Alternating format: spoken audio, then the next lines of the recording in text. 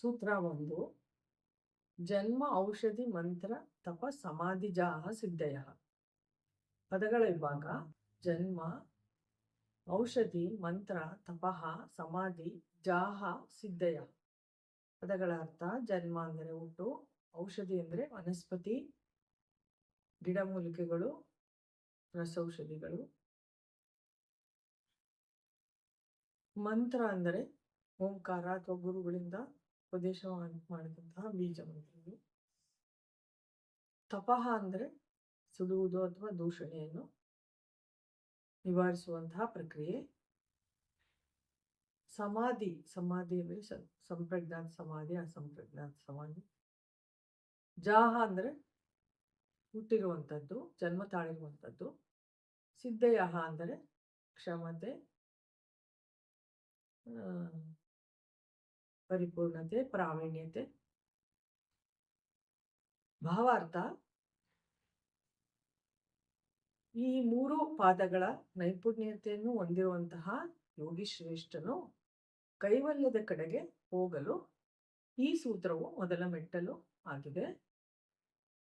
ಇಲ್ಲಿ ಯೋಗಿ ಶ್ರೇಷ್ಠನು ಕೈವಲ್ಯದ ಮಾರ್ಗದ ಕಡೆಗೆ ಹೋಗಲು ಜನ್ಮ, ಮಂತ್ರ, ಔಷಧಿ, ತಪಃ, ಸಮಾಧಿ ಇವುಗಳಿಂದ ಹುಟ್ಟಿದಂತಹ ಸಿದ್ಧಿಯ ಮೂಲಕ ಅವನು ಕೈವಲ್ಯದ ಮಾರ್ಗದ ಕಡೆಗೆ ಅರ್ಧ ಮಾರ್ಗ ನಡೆದಂತೆ ಆಗುತ್ತದೆ. ಅಂದರೆ ಮೊದಲನೇದಾಗಿ ಜನ್ಮ. ಕೆಲವು ವ್ಯಕ್ತಿಗಳಿಗೆ ಹುಟ್ಟಿದಂದಲೇ ಸಿದ್ಧಿಗಳನ್ನು ಪಡೆದಿರ್ತಾರೆ, ಜನ್ಮಜಾತ ಸಿದ್ಧಿಗಳಿರುತ್ತದೆ. ಮತ್ತೆ ಕೆಲವರಿಗೆ ದೈವಾನುಗ್ರಹದಿಂದ ಹುಟ್ಟಿದ ಮೇಲೆ ಕೆಲವು ಸಿದ್ಧಿಗಳು ಪಡೆಯುತ್ತಾರೆ. ಔಷಧಿ ಎಂದರೆ ತಮಗೆ ಬಂದಂತಹ ಹುಟ್ಟಿದಿಂದಲೇ ಬಂದಂತಹ ನ್ಯೂನ್ಯತೆಗಳಿಗೆ ಹಾಗೂ ಬಾಲ, ಕೌಮಾರ, ಯೌವನ, ವೃದ್ಧಾಪ್ಯದಲ್ಲಿ ಬಂದಂತಹ ನ್ಯೂನ್ಯತೆಗಳನ್ನು ಸರಿಪಡಿಸಿಕೊಳ್ಳಲು ಈ ಔಷಧಿಗಳು ಸಹಾಯ ಮಾಡಿ ಅವುಗಳನ್ನೆಲ್ಲ ಪರಿಹಾರ ಮಾಡಿ ಕೈವಲ್ಯದ ಮಾರ್ಗಕ್ಕೆ ಹೋಗಲು ಯೋಗಿಗಳನ್ನು ತಯಾರು ಮಾಡುತ್ತದೆ. ಮಂತ್ರ ಅಂದರೆ ಓಂಕಾರ ಅಥವಾ ಗುರುಗಳಿಂದ ಉಪದೇಶ ಪಡೆದಂತಹ ಬೀಜ ಮಂತ್ರಗಳು. ಇವುಗಳನ್ನು ಪಠಿಸುವ ಮೂಲಕವೂ ಕೆಲವು ಸಿದ್ಧಿಗಳು ಉಂಟಾಗುತ್ತದೆ. ಇವು ಕೈವಲ್ಯ ಮಾರ್ಗದ ಕಡೆಗೆ ಹೋಗಲು ಸಹಾಯ ಮಾಡುತ್ತವೆ. ತಪಃ ಅಂದರೆ ಸುಡುವುದು ಅಥವಾ ಪ್ರದೂಷಣೆಯನ್ನು ನಿವಾರಣೆ ಮಾಡುವುದು.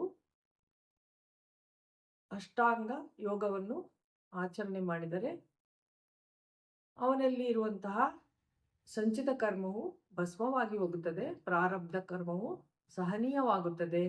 ಆಗಮಿ ಕರ್ಮವನ್ನು ಮೊದಲೇ ತಿಳಿದುಕೊಂಡು ಅದಕ್ಕೆ ಪರಿಹಾರವನ್ನು ಕಂಡುಕೊಂಡು ಸುಲಭವಾಗಿ ಕೈವಲ್ಯದ ಮಾರ್ಗದ ಕಡೆಗೆ ಹೋಗಲು ಇದು ಯೋಗಿಯನ್ನು ಸಿದ್ಧ ಮಾಡುತ್ತದೆ. ಸಮಾಧಿ ಎಂದರೆ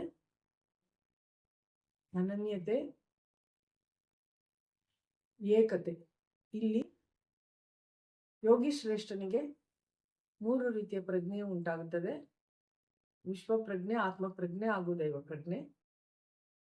ಇವು ಕೂಡ ಸಮಾಧಿಯಂತ ಹೋಗಲು ಅವನಿಗೆ ಸಹಾಯ ಮಾಡುತ್ತದೆ. ಸೂತ್ರ 2. ಜಾತ್ಯಂತರ ಪರಿಣಾಮ ಪ್ರಕೃತಿಯ ಪೂರಾತ್. ಪದಗಳ ವಿಭಾಗ: ಜಾತಿ, ಅಂತರ, ಪ್ರಕೃತಿ, ಪರಿಣಾಮ, ಆಪೂರಾತ್. ಜಾತಿ ಎಂದರೆ ವರ್ಗ, ಶ್ರೇಣಿ. ಅಂತರ ಅಂದರೆ ಬದಲು ಅಥವಾ ವ್ಯತ್ಯಾಸ. ಪ್ರಕೃತಿ ಅಂದರೆ ವ್ಯವಸ್ಥಿತವಾದಂತಹ ಒಂದು ಕೃತಿ ಅಥವಾ ಹೀಗೆ ಇರಬೇಕೆಂಬ ಒಂದು ಸ್ಥಿತಿ. ಆಪೂರಾತ್ ಅಂದರೆ ಉದಾತ್ತತೆಯಿಂದ ಅದನ್ನು ಇರುವ ವ್ಯತ್ಯಾಸವನ್ನು ತುಂಬಿಕೊಡುವಂಥದ್ದು. ಭಾವಾರ್ಥ: ಇಲ್ಲಿ ಯೋಗಿ ಶ್ರೇಷ್ಠನು ಹುಟ್ಟಿದಿಂದಲೇ ಅವನು ಅಪವರ್ಗ ಶ್ರೇಣಿಯಲ್ಲಿರುತ್ತಾನೆ. ಅವನಿಗೆ ಅವಿದ್ಯೆ ಎಂಬುದು ಪ್ರಕೃತಿ ದತ್ತವಾಗಿ ಬಂದಿರುತ್ತದೆ. ಈ ಅವಿದ್ಯೆಯನ್ನು ನಿವಾರಿಸಿಕೊಂಡು ಅವನು ಉತ್ತಮ ಶ್ರೇಣಿಗೆ, ಉತ್ತಮ ವರ್ಗಕ್ಕೆ ಹೋಗಬೇಕಾದರೆ ಕೆಲವು ಅಂತರಗಳಿರುತ್ತವೆ. ಇವು ಪ್ರಕೃತಿದತ್ತವಾಗಿ ಇರುವಂಥದ್ದು. ಇಲ್ಲಿ ಬರುವಂತಹ ಎಲ್ಲ ಪ್ರತ್ಯಯಗಳನ್ನು ದೈವೀಕರಣ ಮಾಡಿಕೊಂಡು ಈ ಅಂತರವನ್ನು ಉದ್ಧರಿಸುತ್ತಾ ಉತ್ತಮ ಶ್ರೇಣಿಗೆ, ಉನ್ನತ ಶ್ರೇಣಿಗೆ ಹೋಗಬೇಕೆಂಬುದು ಈ ಸೂತ್ರದ ಅರ್ಥವಾಗಿದೆ.